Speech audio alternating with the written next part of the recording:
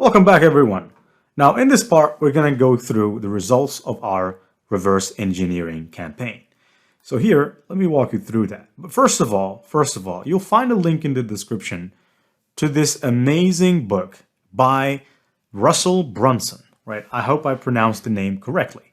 Now, this is .com Secrets, okay? So .com Secrets, for those of you who don't know it, is one of the few books that actually changed my life. And I've read this book more than 5 years ago, more actually than 5 years ago.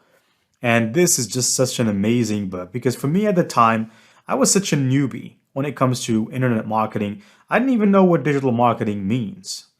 Turns out that everything going on in the internet or on the internet is digital marketing, but you have to read this book. You have to read this book now because we're talking about it. You have to read this book. And once you read the book, you will not just thank me for it, but I would assume you would really want to hug me over this book. And just suffice it to say that Tony Robbins is one of the people on the cover of the book, and he actually really commented about the book. All right, so it's a legit entrepreneur. And by the way, Russell Brunson is the founder of ClickFunnels, and I'm by no means promoting him. So this is not me promoting him for a commission, but the guy is really awesome, right? The guy's awesome. Now, once you read that book, inside the book, there is this schema, right? And this is what we call existing traffic streams on the schema. This is the reverse engineering secret, according to Russell Brunson. And there are a couple of questions that you have to answer about your competition. So if, let's say, your aim is to create a fitness website like the one that we're attempting to create, you need to know certain things. You need to answer specific questions about that particular competitor before you can dive deep in the ocean, right? Otherwise, you will just be wasting your time. You have to know what is working for them. What are they doing that is working, that is making them money, that I can just easily replicate without having to go and reinvent the wheel, because that's exactly what reverse engineering is. If I told you to go build me a car or to create a car company or car manufacturing company, you wouldn't go and create everything from scratch. You wouldn't go and get scientists to create the wheel from scratch. You would mostly use everything that's out there, the knowledge, the common knowledge that's already out there that manufacturing facilities are also using, and you'll just implement it and even make it better if possible, which is why we are entrepreneurs. We make things better. Now, the question that need to be asked is, where do they get their traffic, right? And what is most their traffic get from, right? Do they get their traffic directly or do they actually pay for it? Now, indirect traffic is basically the traffic that comes your way without you doing anything to get that traffic, right? So it's almost like if I can give you an example, a referral would fall into the category. If, for example, you went to a dentist, and then you were in a meeting and one of your colleagues was complaining about his tooth, if you referred that person to the same dentist that you went to, then that dentist would be getting indirect traffic, right? They would be getting a person that they don't even know. It's just a referral. Direct traffic is direct marketing. We call it direct response marketing. It's either something that you spent advertisements on, or you spent a huge unsurmountable amount of time preparing and modifying the SEO and optimizing the SEO of your website to make your website rank higher so that you can get that traffic. But basically, you get the picture. Direct traffic is traffic that comes to you via your own efforts. It doesn't come, by accident, I would assume. Also, some of the questions that we need to answer, and we already have the answers to these questions because we've done our similar web walkthrough, are demographics. Okay, so demographics. Then we have the offer, landing page, traffic source, ad copy. When I say demographics, you're going to know what I'm talking about when I show you the answer. The offer is what is this website offering? And also the landing page. Does it look like? Do they have some special things on that landing page? What does it look like? Just a description of the landing page. The traffic source, where do they get their traffic, right? And the percentage that comes to them directly and indirectly. And if they're running any ads, are they running ads? And if they do, I know I'm repeating myself here, but if they do, where are they actually running ads? And we're going to have to go right now and answer those questions, right? So first thing you need to understand is that you should never have two unknowns, okay? So never have to unknown. So for instance, if demographics on offer is missing, it's not going to be good, right? Because even though you might go and build that business or build that website or build that funnel, you're still missing two information. So you could be missing the demographics, but not the other ones. You could be missing the landing page, but not the other ones. And in most cases, really, if you're logical enough, if you use your common sense, you'd find that most of these elements are really out there on the web. So here, if we go, let me just show you the answers to these questions. So the first question is, or after we've done our analysis using SimilarWeb, these are the results of the analysis.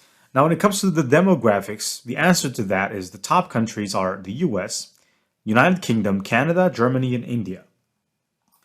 Now, these actually make up for, or it's a percentage of 85 point, yeah, not 85, but 58.67% of the traffic is coming from just 5 countries.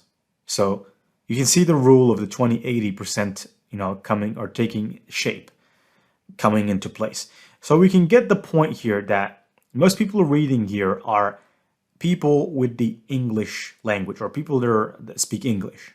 So mostly we're not going to be targeting France and Germany. I mean, you can see here is 3.552 because German people also know English. But we're mostly not going to be spending our time trying to build content for any other countries than these. That's the first answer to the question. Now, there is also basically a follow-up to the answer, demographics as well. So we're still on the demographics. And so the audience demographics for Fitness Vault are people in between 18 to 44. So from 18 to 44 is a percentage of more than 70%. It's not quite 80%, but it's close. It's basically around 73 or 74 or something like that. And so these are the people that are active. And also it targets, or the website, most of the traffic is male and 36% is female, which tells you that you need to focus more on male content, on male bodybuilders.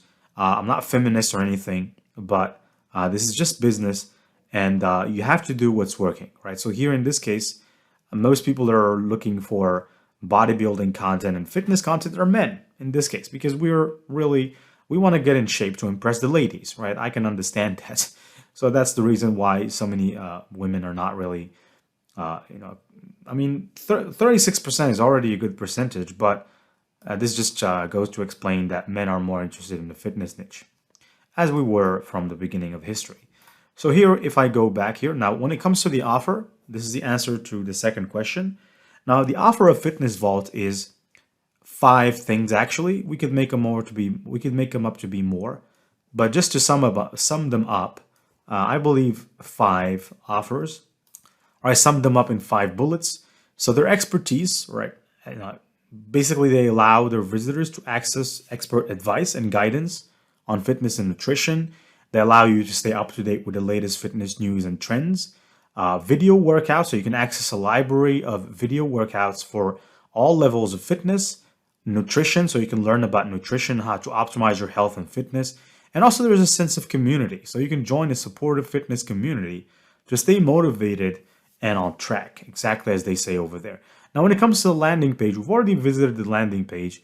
And on the home page, it actually effectively communicates the site's value proposition, right? So it has clear navigation, engaging content, and also calls to action, prominent calls to action, which leaves no ambiguity. So people visiting the website at first glance, they wouldn't really be, missing anything. Now, the website also offers useful tools, right? It's also necessary to talk about the tools, which are in the quality of calculators. So these are calculators that enable people to calculate their calories, macro intake, calories per exercise type. Really interesting stuff, to be honest with you. And like I said, you can actually make a fortune with these calculators by trying to sell people or sell websites in the fitness niche on the idea that you can help them integrate these calculators. Of course, after I show you how to build them first using code. And once you learn that, you can actually utilize this skill. And basically, you're not really going to need to be a coding expert as well. You're just going to use ChatGPT. I'm going to show you how you can use it by feeding it with the correct prompts. But basically, after that, you can get in touch with these brands or these big websites or small websites or and you can contact them and just basically get them to accept your service. You can charge whatever you want for that. This is not the topic of our course. Now, when it comes to the traffic sources here is mostly organic search. So they've worked really well on their SEO, and that's pretty self-explanatory because according to Ahrefs, if you remember, it was something like a 557,000 backlinks that they have, which is close to 1 million. I mean, what more could you say, or how much more work can you do, really, SEO-wise? They've really worked so darn hard on their SEO. And so that explains why most of the searches are coming from organic search, right? So they're occupying a large chunk. When it comes to other marketing, direct marketing, so people really come to them directly by typing Fitness Vault, and mostly also they might come from other sources and from social, right? They have their social channels, social media traffic. They have their Facebook page, Twitter page, YouTube page. We can actually here see that they have a Facebook page with around 343,000 at the time I took the screenshot. Now I'm not pretty sure how many people they have, but they have 364,000 followers and 343,000 likes. That's impressive. Now, when it comes to the Twitter page, they also have a Twitter page, nothing too fancy, only around 3,147, and they're not really focused so much on their Twitter. And they have their Fitness Vault network, right? So this is an Instagram page with 53,000 followers and a YouTube channel with 208,000 subscribers, right? So with close to 400 videos. And mostly what they do on their social channels, like for example on Facebook, whenever there is a post that is posted on their website, they just share it on Facebook and on Twitter and on Instagram to kind of keep people in the loop about what's happening. And this also helps them drive traffic because the people that have followed them, they can get that notification that Fitness Vault has published something new, and they get traffic that way as well. Now, YouTube here, 400, I believe they really deserve more than just 208 subscribers, considering how many people have actually, how many videos they have uploaded. And here, when it comes to the ad copy, let me take you to the Facebook media library, because we need to check if they have an ad or if they're currently running an ad on Facebook. Last I checked, they weren't really running an ad. So like I said, last time I checked, they weren't really not running an ad. Now here I'm going to choose all ads, and I'm going to look for Fitness Vault. Scroll down. This is the YouTube. This is the Facebook page. And so if I click on this, let me scroll down here. If they're running an ad right now, you will know it. Okay. Now here I can see that this was an ad that was launched in between 15th of August to 16th of August. It got only about around 1,000 impressions, and they never really ran an ad after that. So they're not really running ads, and I would assume because the ads do not really do well. Okay. And with Facebook and their policies that keep changing all the time, it's really hard to basically not get banned by Facebook. All right, I've got banned around 3 times when it comes to my ad manager, and each time you have to create a new account, and it really sucks. So I believe they're not really willing to compromise their Facebook followers. They don't really want to compromise getting banned, so they, they're using whatever they can get, and basically. For how many actual followers they have, they don't really need to run any ads. They just need to, like here, for instance, they just publish whatever blog post they write. Remember this blog post? We saw it. It was written 4 hours ago, and they published it 4 hours, 4 hours ago. So after they publish, they just put it here. And you can see here that it already got 89 people that liked it. So it gets quite some traffic. They get quite some traffic from this. For example, this one got 224 likes, and I would assume they got more than just more visitors. Now here, 838, right? And you can see that there's quite some engagement. Here at 1,900, so 1,900 likes, you can expect that around 10,000 people have visited this, considering that there's 1,900 likes. If we assume that 20% people do leave likes, which is not really the case. But anyways, let's go on. So here, when it comes to the ad copy, like I said, Fitness Vault doesn't rely on ads to get traffic. They have a large audience, and their website is very well optimized for SEO, so they don't really need to do anything. So in our case, we're just going to model what works. And so we're going to do it. Now, next, I'm going to showcase to you the steps that we're going to take to build a fitness website, just like Fitness Vault or Fitness Vault. We're going to build a website similar to that. And I'm going to explain to you the steps so that you know what we're waiting actually, or what is demanded of you, what you can expect. Stay tuned and see you in the next lecture.